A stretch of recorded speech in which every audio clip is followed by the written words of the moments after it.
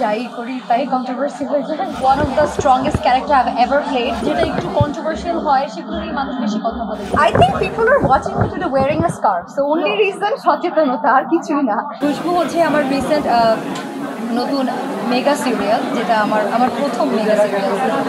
তো এটার 3টা episode I guess already on air হয়েছে। এটা শুটিং আমাদের হয়েছে অনেক ঝড়ের উপর দিয়ে শুটিং হয়েছে, বিকজ অনেক বেশি বৃষ্টি ছিল and most of the shooting আমাদের আউটডোর ছিল। সো ব্যাক টু ব্যাক আমাদেরকে গোপালগঞ্জে গিয়ে শুটিং করে আসা যাওয়া, অনেকবার শুটিংও ক্যান্সেল হয়ে যাওয়া। সো ফাইনালি আমাদের শুটিং ডান, আমার পার্ট মোস্টলি ডান। সো এখন I think people will see it Deepto টিভিতে অ্যান্ড দে উইল জাজ কেমন হচ্ছে। এটাতে আমি সিনেমার হিরোইনের ক্যারেক্টার করছি। I am enjoying playing the character because it's a different kind of a character, যেটা নর্মাল লাইফে আমরা অনেক সচরাচর প্লে করতে পারি না, বিকজ অনেক অ্যারেঞ্জমেন্টের প্রয়োজন হয়, অনেক আবার মেকআপ, ডিফারেন্ট লুক। অ্যান্ড হ্যাঁ, নতুন একটা গান এসছে, মাই নিউ সং। এখন পর্যন্ত সম্পূর্ণ গানটা রিলিজ হয়নি, রিলিজ হবে I think in a month. But teaser এসছে এবং অনেকে অনেক অ্যাপ্রিসিয়েট করেছেন। অ্যান্ড এটা আমার প্রথম একটু আইটেম সং টাইপের গান। So it was okay. I was very nervous. I was quite I was quite nervous এটা শুটিং এর টাইমে, বিকজ এখন তো আসলে যাই করি তাই কন্ট্রোভার্সি হয়ে যায়।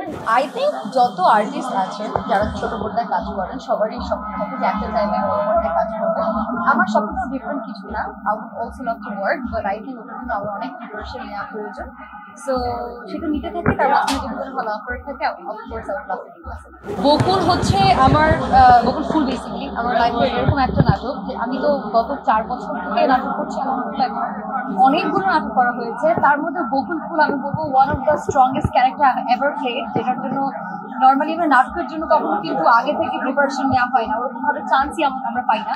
বাট এই ক্যারেক্টারটা প্লে করার জন্য আমি অনেক টাইম নিয়ে, সময় নিয়ে বিভিন্ন ক্যারেক্টারকে অবজার্ভ করেছি। এবং আমরা কিন্তু আমার ডিরেক্টর প্লাস আমার কো অ্যাক্টর, আমরা একটা মেন্টাল হসপিটাল মানে মানসিক ভিজিট করেছি এবং ওখানকার মানসিক রোগীদের সাথে অনেক সাথে কথা হয়েছে, দেখেছি, তারপর আসলে ক্যারেক্টারটা ওখান থেকে উঠে এসেছে। সো আই উড সে যে এটা আমার লাইফের one of the best character that I've ever played, and I would love to thank the entire team.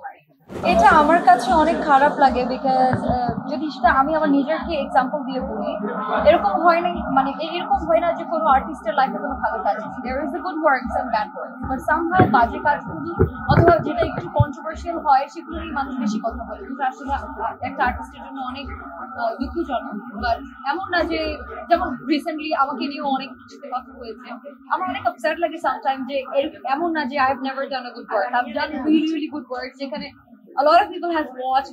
There was like a lot of million views on those projects. But তারপরে at the end of the day, people always talk about bad things, and এটা আসলে খুব demotivate করে প্রত্যেকটা আর্টিস্টকে। So I would suggest to everyone যে প্রত্যেকেরই ভালো জিনিস থাকবে, খারাপ জিনিস থাকবে, দুটো নিয়ে যদি চর্চা করতে হয় তাহলে ভালোটা নিয়ে চর্চা হোক, খারাপটা নিয়েও হোক। শুধু খারাপটা নিয়ে হবে, ভালোটা নিয়ে হবে না, এটা ভালো দেখায় না।